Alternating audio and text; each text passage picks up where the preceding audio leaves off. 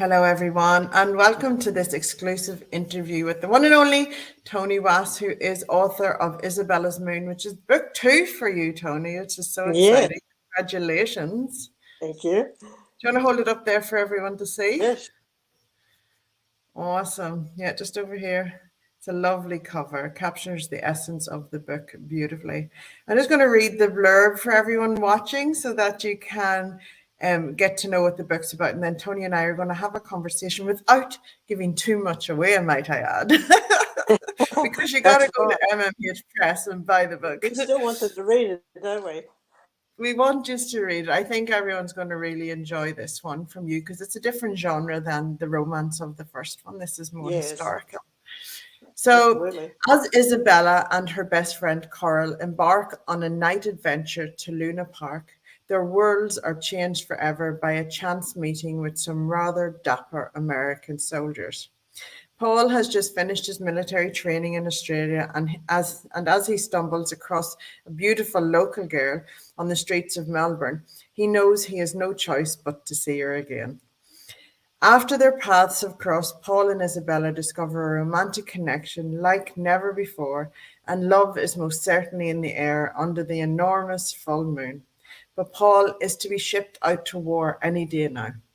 Will their budding relationship survive the horrors of World War II, the seemingly endless long distance, having to pack up and move across the world, a tumultuous family environment, and the tests of time itself? Will their love be enough? Find out in Isabella's Moon, a wartime romance set in the peak of World War II, following two young hopefuls from two very different worlds. This amorous tale, filled with 1940s nostalgia, highlights the importance of following your gut, the value of family and friends, and the joys of finding love in your life. So special. Tony, It's actually where based did on the story. idea of this book come from?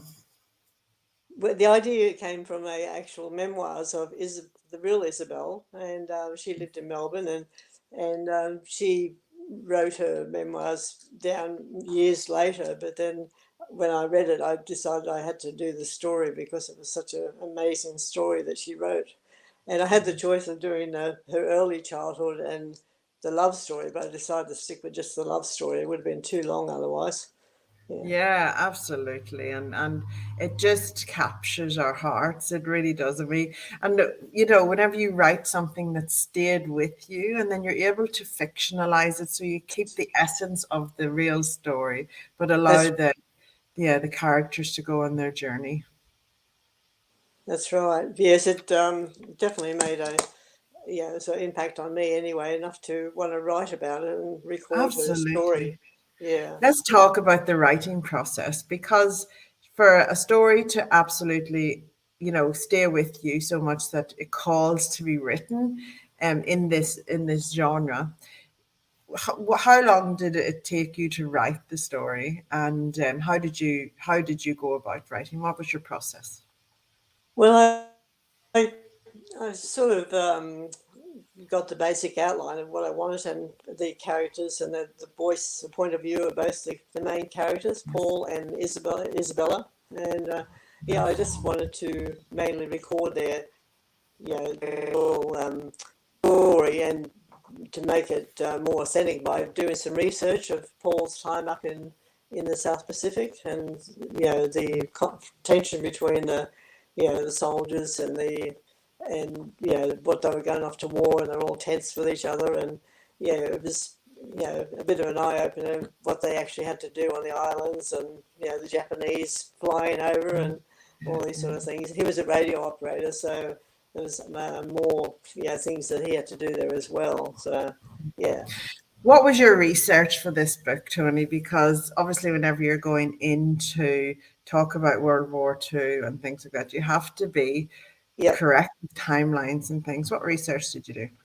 Well, I went into the tension when they reached Cairns. I went into the tension between the white and the black Americans and the Australian and the Aboriginal people, and they all got drunk at night time, and they all had a fight with each other, and eventually the CWA and the Cairns Council stepped in and had a day for all the troops where they had all the Australian foods, the lamingtons and the scones and and all that stuff.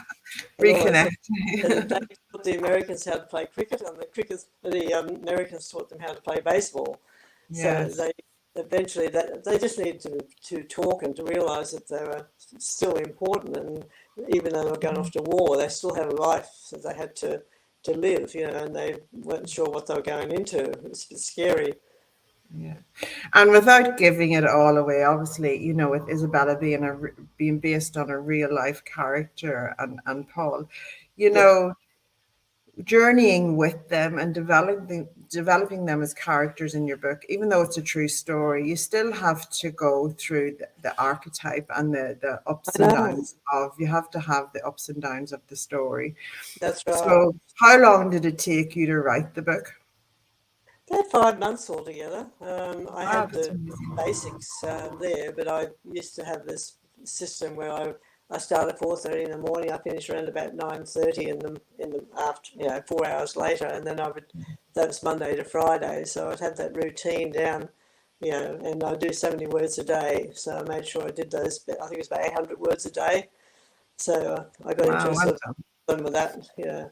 Yeah, and so for 5 months, like whenever you take that in context of a new author, because this is book two for you, Yeah, and to write it out in 5 months is really impressive and really inspiring for others, Tony. And it is the momentum building and the consistency there that yeah. gets you to the finish line, doesn't it?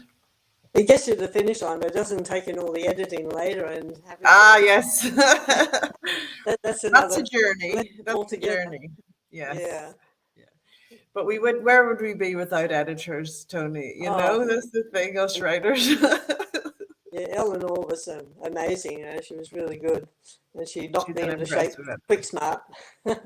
And you learn something every time you I work with an know. editor, you learn something new. It's amazing. I love it. That's right. So, Tony, what's your hopes and dreams for Isabella's Moon?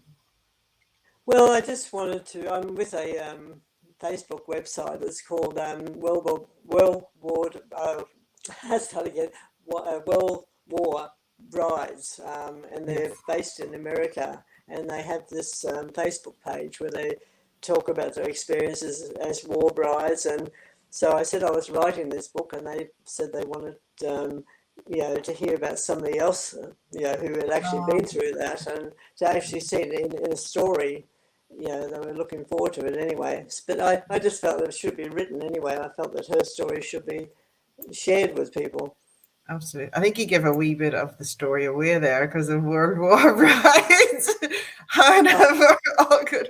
It is a bit of a tongue twister, that one, but yeah, that's the thing is it's you're keeping a story alive. It's very special, and to honor it and to share it with the world in this genre, it is just so special.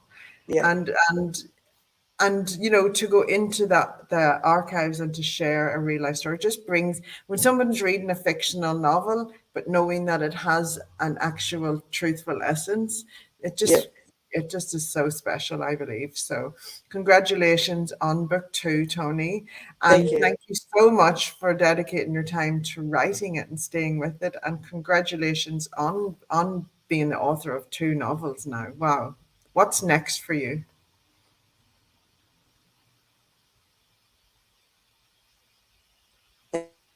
Thank you.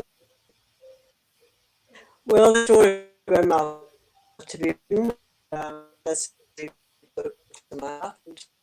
my paternal grandmother, and she was married when I died, so she could play the piano and things like that. So as an orphan, and she actually applied for a job in the paper out in northwest New South Wales for a Yes. piano player. So she travelled out there on a train. 3 days it took. She ended up in Hello, so I didn't have any children. So she became like their daughter. I think it's a story Yes. that's definitely needs to be written too.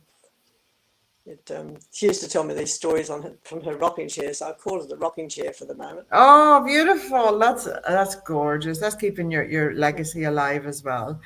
Yeah, Oh, Tony, we had a bit of a crackle there, but I think that everyone will capture the essence of that, is that you're going to write a novel about your grandmother and the stories she used to tell you from the rocking chair. I love it. I love it. I would love to write another romance, but I think that's down the track a bit. So, Well, we have to write what calls us next, isn't it? ah, And if this is what calls you next, then you're just growing and building your author brand, and kudos to you for that.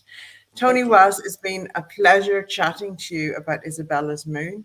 Anyone who's watching, you can grab your copy on mmhpress.com. Watch Out is coming out online everywhere this week as well. We'll have an ebook, and we'll have a good jaunt to getting this to #1 as well. Toni, huge congratulations. Thank you, Karen. Thank you, Bye, everyone. everyone. Bye bye.